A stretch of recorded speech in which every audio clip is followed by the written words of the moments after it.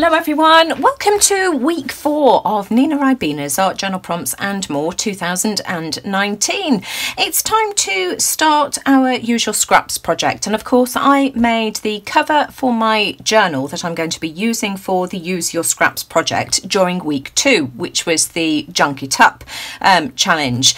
Now there's been quite a few comments left in the group regarding the difference between Junk It Up and Use Your Scraps, because you know both to a degree involve using junk and stuff that we would ordinarily throw away. So let me try and explain it from my point of view. To me, junk is this kind of thing: cardboard boxes from packaging. This type of thing here that was actually inside here, this was, I've invested in one of the Tonic Studio stamp presses, and this is the box that that came in. Now that to me is crying out to be turned into something, and that will probably feature in one of my Junk It Up projects. So that to me is junk, as is this. This is tissue paper that came, in fact Alex had a waistcoat for Christmas and this is what it was wrapped in, the tissue paper, so that again to me is junk. Things like jars, coffee jars, used tea bags, that to me is junk. Whereas scraps to me are very, very different, because they're the stuff that I have created, that you know, drop papers and that kind of thing. Painty baby wipes, drop paper sheets. This is part of a drop paper sheet here. This was just brown paper packaging that, you know, I sometimes use for drop papers. This is also a drop paper, and to me that is scrap. You know, colourful pieces that I can't bear to throw away, because I think, you know, I may find a use for them one day. So I hope that sort of clears it up and sort of gives you some idea now as to what I class as being junk and what to me is scraps.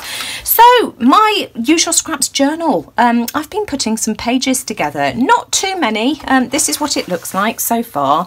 I just absolutely love it, and one word of advice: I have tried to pick out colours that coordinate with my journal cover. So you know, these are very me colours, and I would, you know, maybe advise that that's a good place to start. You might want something completely eclectic with a completely wild mix of styles and colours. It's your journal, it is entirely up to you.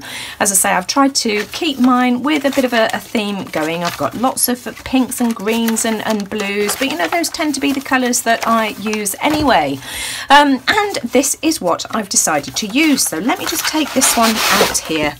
I don't know whether you can remember me working on this as a drop paper. It was larger than this. It was a big A1 size piece of mixed media paper, and I used it for weeks and weeks and weeks, beginning of last year. In fact, it was, I'll tell you when it was the back end of the year before, because this has got some Christmas wording on it. It's got some North Pole stamping on it, so you know, well over a year ago that I was doing this, and you know, I used both sides, and this is the stage that I got it to, and I just thought that the colours just coordinated absolutely beautifully with my usual scraps journal, and with it being quite heavy as well, I thought that would make a really good sort of inside, sort of like bookends, but removable, because of course mine is tied with elastic for the time being, and it may well be that when I've completed my journal at the end of this year that I decide to sew in my signatures, but I just want the flexibility at the moment to be able to take pages out to work on them, because that just suits me better.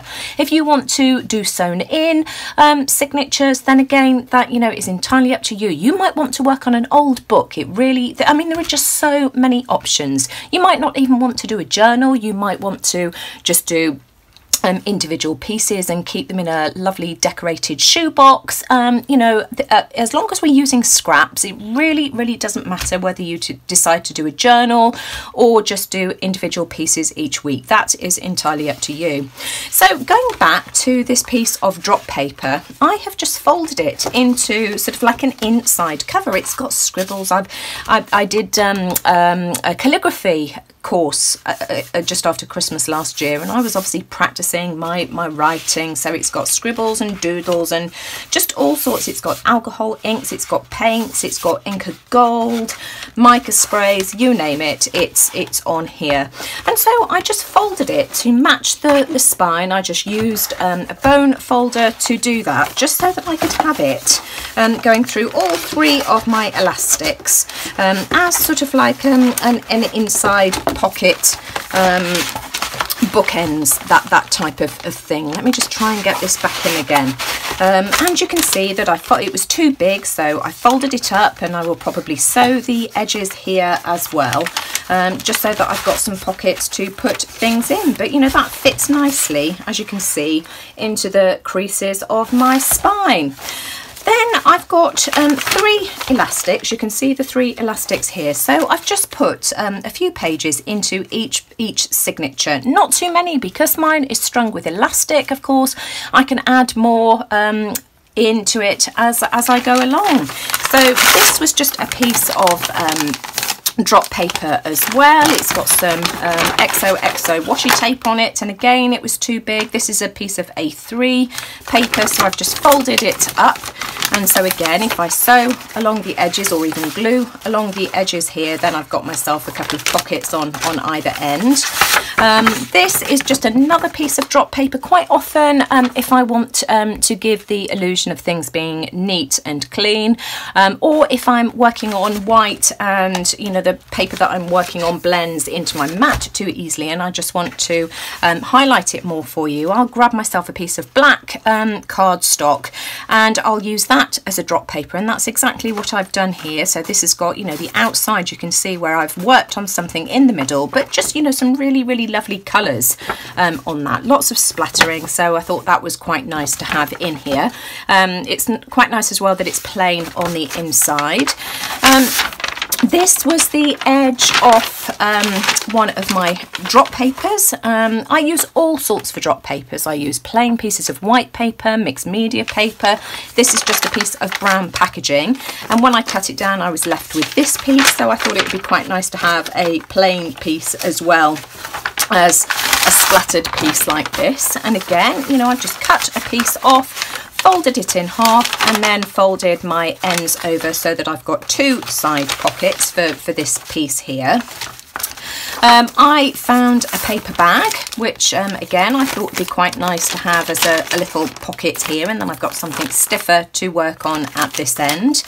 Another piece of black drop paper here, again with some really nice colours on that. This was from when we were doing the squeegee art. I had a go at doing it on mixed media paper, and actually found that doing it on the hard art cards worked much better than doing it on paper. But you know, nevertheless, I've got some really pretty colours and patterns going on here, so I've decided to put a piece of that in. This is something I picked up from the scrap store. It's sort of like a synthetic fabric, synthetic paper, quite similar to Tyvek in a way, but it takes paints and things really well, and you've got just this lovely fibrous texture. So I was having a play with that at some stage and decided to include that. I have got tubs and drawers full of painted papers, and that's where, you know, I've grabbed everything from. I'm never going to remember, now that I'm taking this apart, how I had put it all together, but I'll have to go and watch the video, won't I? This piece here, again, is just another piece of drop paper. This is just really thin paper that I got from the kids section in one of the cheap shops like Poundland or B&M stores, somewhere like that. And you can see here that it looks as if I have used my Distress Oxide inks, because they're very opaque. I recognise the colours. Excuse me, I'm pretty sure that is Distress Oxides. And I've also got lots of blobs where I've used the dimensional paint as well, which is quite nice. So, you know, some nice little odds and ends of texture going on there. I've got 2 sheets here which I will end up gluing back to back, and again, these are just where we've been working using a credit card, and I've just scraped leftover paint, so that's where all of that has come from. That side might even be brayered. I'm really not sure, but I just thought, you know, those were nice and bright and colourful to use. This is a piece left over from this mixed media paper at the bottom here that I decided, you know, was nice to include, because this really was a huge piece. And that's all I'm going to be using to start off with, because I just think if you put too much in there, it just looks too daunting and overwhelming, whereas this to me just feels like a nice number of pages to start off with. So I'm just going to put this back together and I'll be right back. There we go, I've put my journal back together again. Now, as far as the rules for Use Your Scraps Week, you can follow along with me and do the projects that I do if you want to, or do something completely of your own making. It is entirely up to you, and this is the only week as well during the month where it doesn't have to be prompt related. Of course, our prompt this month is words, and the reason that I don't want this week being prompt related is I just want you to grab whatever scraps you have and just use them. I don't want you to be restricted thinking, oh, it doesn't fit with the prompt, I can't use that. Just use whatever you have in your stash. And as I say, if you are anything like me, you will have drawers and drawers full of painty papers, and I might show you some footage at the end of the video as well, just to give you a little feel for the amount that I've accumulated over the last few years. Of course, during week 1, when I was working on the mood board, I already accumulated quite a few bits and pieces of scraps that I put to one side and I kept so that I could use them in my junk journal. And this is the piece that I'm going to work on today, because my mood board, as I mentioned during week 1 video, started off as an art journal page, and then I changed my mind because I had the idea for the door and decided to work on an MDF tag instead. But this is just crying out to be made into a tag, so let's work on this. I'm also going to use one of these painty baby wipes as well. We don't want these going into landfill, and you know, they just have a lovely texture. So let's cover the back in a piece of this. Now I've just got to decide what colour I want to use. Do I want to use, yeah, I'm going to use the blue. I'm just going to cover the whole of my tag just in some glue stick. I think glue stick will be strong enough, and if it's not, then I'll come back in with something different. But just pay particular attention to the edges, just so that, you know, you get it to stick without it starting to peel up at the edges. And then I'm just going to put my baby wipe on top, like so. And if I get a few wrinkles in it, I don't mind. It all adds to the texture of things, doesn't it? So I'm just going to flatten that down, and I might even grab a brayer. There we go. Let's just use a brayer just to flatten this down. Again, paying particular attention to the edges. I'm going to smooth that down around the edges with my finger, and then I'm just going to trim this off. It has a really nice feel to it, but just to be sure that it doesn't come unstuck, I'm just going to add a light coat of Mod Podge to the back just to seal it. Now I've printed off a quote: unlock your creativity, imagination is more important than knowledge. I've printed this out on a piece of paper and glued it onto a piece of cardstock, and the reason I do that, there are 2 reasons. One, my printer doesn't like cardstock and it tends to jam it, and secondly, I don't want to waste a whole page full of cardstock either. So I know it's a more long-winded way of doing things this way, but you know, that's what I prefer to do. This is still a little bit damp, so I'm just going to set that aside for the time being to dry and work on a few of these baby wipes. Now I don't know whether any of you have noticed, recently I've been using a piece of cloth. This looks like an old tablecloth. I got it in a bag of scraps that I use when we go camping, and I've been mopping up my table with this. I spray it with water and mop up, and I think, you know, that sometime soon I should end up with a really pretty piece of fabric for me to be able to use in projects. But you know, I still do use baby wipes, and I've got all of these that are just absolutely gorgeous. So I'm going to cut out some circles, and let's make some flowers that we can use for embellishments. I'm just going to cut, see if I can do it. Are these scissors going to be any good? I'm going to cut a circle. It doesn't have to be perfect by any stretch of the imagination.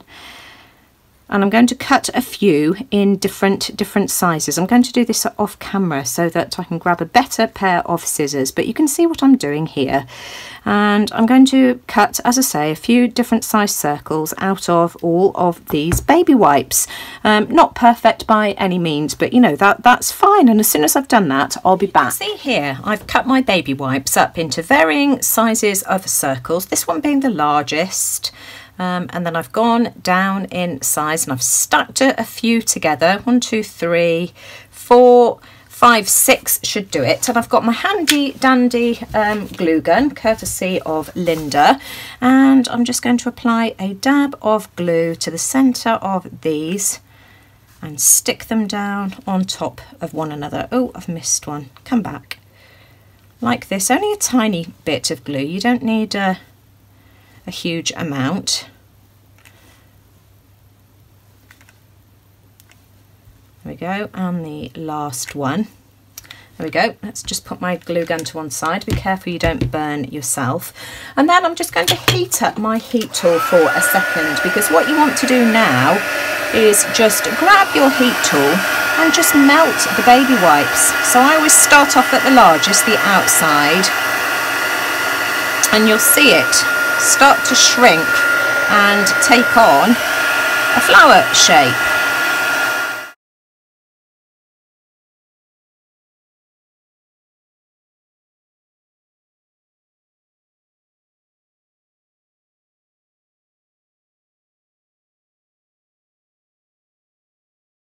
And then I've dug out some brads and pearls and that kind of thing. I've got a whole bag of these in different colours.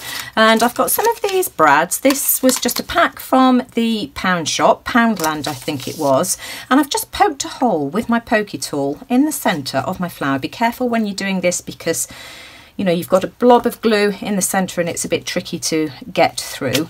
Make sure that you pull the pieces of wire together, and I'm just going to poke the brad through, and then I've just got a really lovely embellishment to use on something. And how cute is that? And of course, you know, depending on how much you melt it and the size of circles you start off with will determine the size of your flowers. But you know, a lovely idea for using up all those pretty painty baby wipes. So I am just going to attach this, I think, to the centre of that card there. I'm just going to trim the edge and ink around the edges, and that's just another piece of colourfulness, isn't it, to add to our journal. I'm just going to use some iced spruce distress ink just to add a bit of a border. You can see I've trimmed off the edge, and you know, nothing major here, just something pretty to add to my journal for interest. And I've got another idea. I'm going to make another one of these flowers in a minute, and I'll show you something else that you can do with them. And then I'm just going to grab my hot glue gun and just stick that on, and that's a really cute little embellishment. There we go. Cute. So I've just made another flower in exactly the same way. So there it is, and it's had one of the little brads poked through it. And then I've cut a small circle of the baby wipe out of the scraps left over, and I've got a large paper clip, and I'm just going to make a paper clip embellishment. So of course that's where it will clip onto. So I need to make sure now that that's how I glue my paper clip to my little flower embellishment. So I'm going to use just a touch of hot glue. Oh, whoops-a-daisy, that's way too much. Hang on, bring it back. Be careful. There we are. And I'm just going to pop that on the back like that and press that down. And then I'm going to use some Fabri-Tac to glue down my little baby wipe circle, which will hide all of that hot glue mess. Which side do I want it? Let's have a look. Which is the bluest? Fabri-Tac is much stronger than your glue gun, so you know, once this is down it's not going to come unstuck, and Fabri-Tac dries clear as well. If you've got Fabri-Tac that's gone really gummy, you can water it down with some isopropyl alcohol, thin it down with some isopropyl alcohol, and that really does do the trick. Mine was about to be binned, and then it was Alex, when he was those at home at Christmas suggested putting some alcohol in. Acetone, if you've got it, is even better for those of you that wear your nails with polish and that kind of thing. Yeah, I never bother because I'm always covered in paint and gesso. And I'm just going to leave that to dry, and then we've got a really cute little paperclip embellishment. My paper clip is drying. I'm just going to finish off my tag. I'm going to snip one end like that, and then I'm just going to use it, where's it gone, just to do the corner on the other side so that they're both the same. Just use it as a template. This is a bit floppier than I was hoping it was going to be, but that's okay. And then I'm going to ink around the edges with some Distress Oxide in Black Soot. I think that the grey for this will just be too light and you won't see it.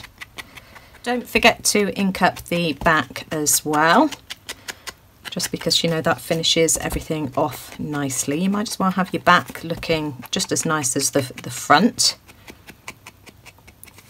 And then I'm going to add my words. Sorry if you can hear some noise. Sam's at home and his bedroom is directly above my craft room. So this is my quote: unlock your creativity. Imagination is more important than knowledge. So I'm just going to trim this. I'm just going to use my scissors to do this. It doesn't have to be perfect. And I shall ink around the edges anyway, which will disguise any unevenness. And I'm just going to cut this in half.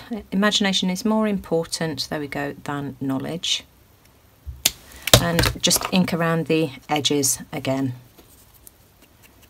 I've inked around the edges and I'm just going to glue it down something like this using my fine nozzle bottle, just because it's easier on slimline pieces like this. Well folks, I'm going to draw this video to an end because it's dragging on a lot longer than normal, but that is going to be my first page, something like that. I ended up tying another piece of baby wipe around the bottom of my tag as well, just to hold everything into place, and then I melted it slightly with the heat tool as well. And I think I'm going to do something like this with my page. I'm calling it a day now because it's Saturday evening, would you believe, and this video goes live tomorrow. This is not like me at all because I'm normally super organised, but I've just had such a hectic week. And also as well, for those of you that are putting things off like this and thinking, oh, I don't know where to start, I don't know what to use for my pages, that's exactly what I've done all week as well. I've never done anything like this before, and I've thought, oh gosh, I want to get this right, I don't want to make a fool of myself on YouTube.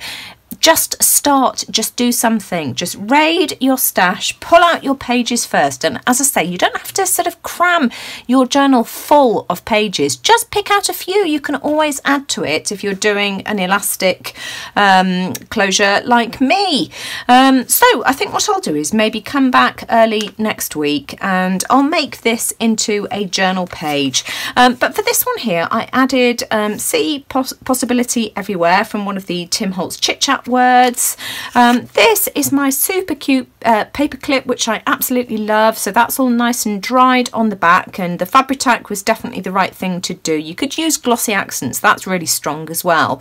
But I don't think hot glue on its own would hold this with the metal firmly enough without it falling apart at some stage. So I just think that's really cute.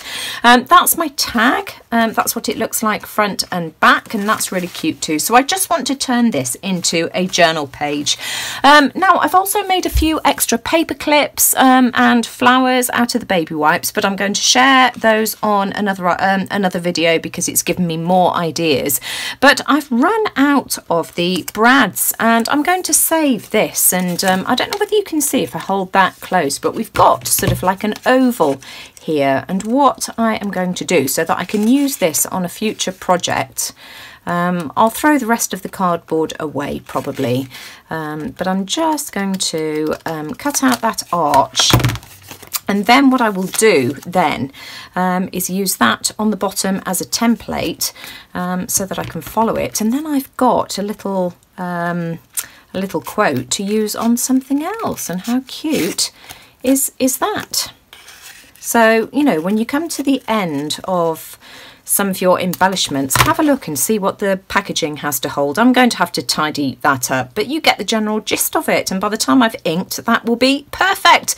So anyway, I'm leaving this one here. It's been a long video because of course I've shared the pages that I've put together and a couple of projects as well, but I hope you enjoyed it. I hope it's inspired you and you know, given you some ideas as to where to start for those of you like me that have never tried this kind of journaling before. And if you enjoyed it, you know, leave me a like, because that really does let YouTube know that you like what I'm doing, and let me know what you think in the comments below. And take care everyone. I'll see you all again soon. Bye for now.